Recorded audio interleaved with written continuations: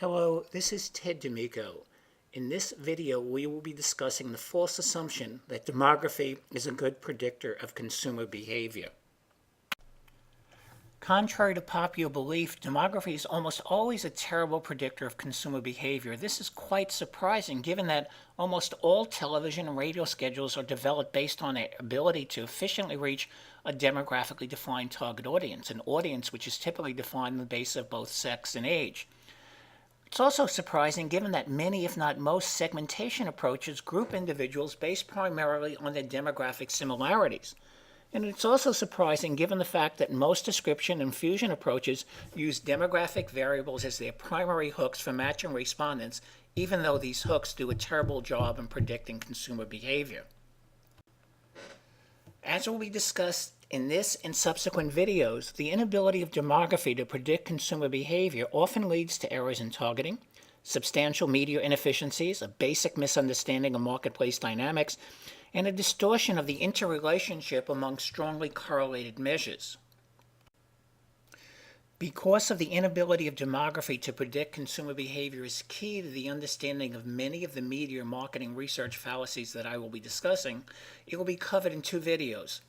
The first video will focus on the inability of a single demographically defined target audience, for example, man or woman 18 to 49, to predict consumer behavior. The second video will focus on the inability of multiple demographic variables in combination, for example, age, sex, household income, as well as many others, to predict consumer behavior and the possible reasons why demography is still used to select media vehicles.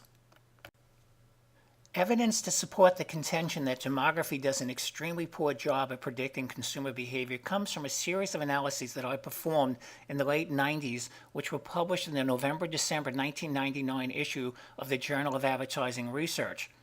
In order to evaluate the degree to which belonging to a specific demographic group predicts consumer behavior, I selected 1,777 behavioral measures from MRI's 1998 double-based study.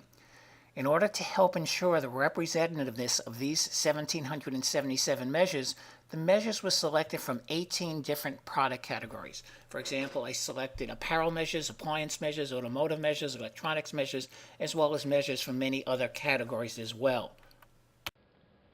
This exhibit shows the 42 demographic target audience definitions that were used to predict each of the 1,777 measures that were reported in the 1998 MRI double base.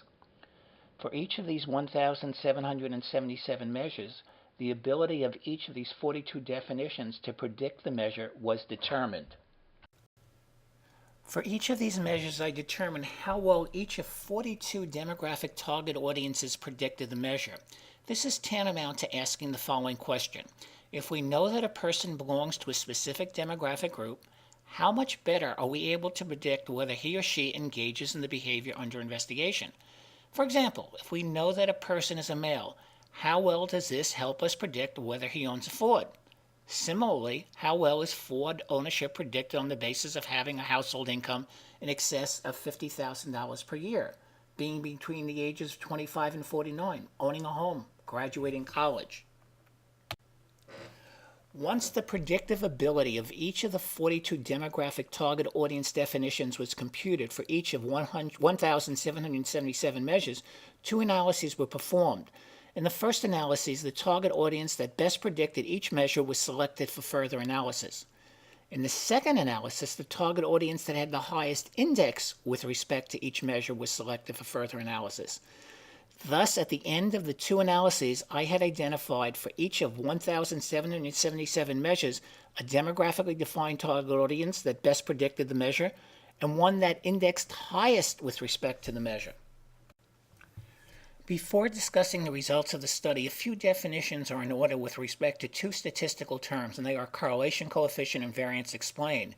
Let's first review what a correlation coefficient is. A correlation coefficient is a mathematical expression which shows the relationship between two variables. This statistic can range from +1 to -1. The closer the coefficient is to +1 or -1, the stronger the relationship.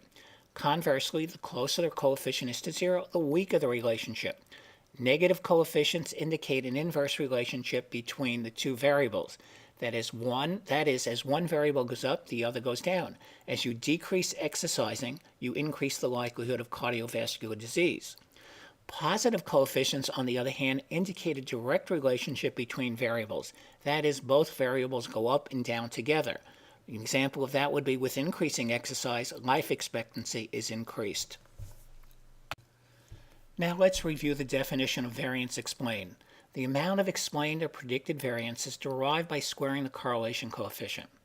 The resulting number tells you how much variation in the scores of one variable, that is the dependent variable, can be explained or predicted on the basis of variation in the scores of the other variable, that is the predictive variable. The amount of variance explained can range from 0% to 100%. The closer the amount of variance explained is to 100%, the stronger is the relationship between two variables. So if I know a person's weight in kilograms, I could perfectly predict his weight in pounds. The closer the amount of variance explained is to 0%, the weaker is the relationship between the two variables. Knowing one variable tells you absolutely nothing about the other variable. Given these definitions, now let's review the study results. The results of the first analysis clearly show that demography does an extremely poor job of predicting behavior, even when the demographic target audience for each measure was selected specifically for its ability to predict that measure. The average amount of variance explained across the 1,777 measures was only 1.6%, ranging from a high of 3.7% for the apparel category to a low of 0.3% for the theme park category. On a more positive note, the best predictor approach identified target, which on average accounted for 61.7% of all adults who engaged in the behavior under investigation. The results of the second analysis show that when indices were used to select the target, matters go from bad to worse. The average amount of variance explained across the 1,777 measures was only 0.9%, ranging from a high of 2.3% for the apparel category to a low of 0.2% for the theme park category. Moreover, the highest index approach resulted in the identification of targets, which on average accounted for only 29% of all adults who engaged in the behavior under investigation. That is, 71% of the people who engaged in the behavior were not part of the target audience definition when indices were used as the method of selection.